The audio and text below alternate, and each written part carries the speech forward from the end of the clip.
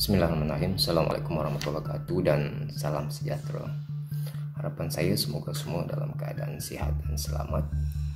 So, hari ini saya ingin kongsikan tentang pengurusan emosi negatif ketika menjalani Perintah Kawalan Pergerakan PKP. Secara umumnya, emosi, pemikiran dan tingkah laku adalah tiga komponen penting dalam kesejahteraan psikologi kita, terutama ketika menjalani Perintah Kawalan Pergerakan. Sudah pastinya pengalaman PKP memberi sedikit sebanyak cabaran emosi kepada diri kita. Jadi pertama sekali, mengapa pengurusan emosi negatif semasa PKP itu penting? Sebenarnya emosi mempengaruhi pemikiran, dan kedua-dua emosi dan pemikiran saling mempengaruhi antara satu dengan yang lain.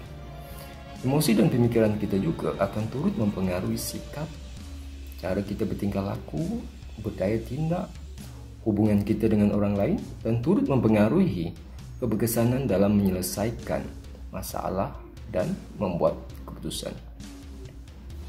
Oleh itu, pengurusan emosi semasa PKP amat penting, sama ada sebagai seorang pelajar, pekerja, ibu bapa, majikan, pemimpin dan sebagainya. Keduanya, kita perlu tahu bagaimana media sosial berperanan dalam mencetus emosi semasa PKP. Kita perlu sedar bahawa emosi adalah satu faktor penting dalam mencetus perkongsian tular atau viral yang boleh menyebarkan sentimen ataupun emosi negatif maupun positif dalam media sosial. Oleh itu, persepsi kita tentang akan mempengaruhi emosi dan seterusnya akan mempengaruhi sikap dan tingkah laku kita semasa PKP. Perkara ini akan menghasilkan beberapa emosi seperti emosi marah, takut, sedih dan bimbang dalam diri kita. Oleh yang sedemikian, adalah penting untuk kita faham bahawa krisis boleh menghasilkan emosi negatif, dan emosi negatif ini akan mempengaruhi cara kita memproses maklumat dan juga bertindak.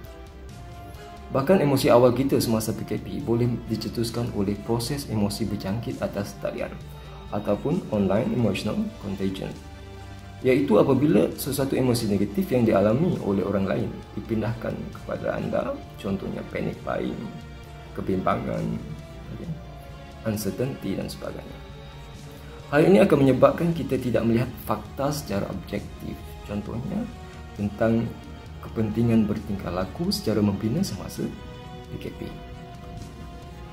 Ketiga, apa yang perlu kita lakukan semasa PKP? Kita perlu mengekalkan intensiti emosi negatif kita pada tahap yang minimum atau rendah, dan pada masa yang sama kita lebih bersifat positif dan tenang. So, keempat, bagaimana anda boleh mewujudkan emosi positif semasa Perintah Kawalan Pergerakan?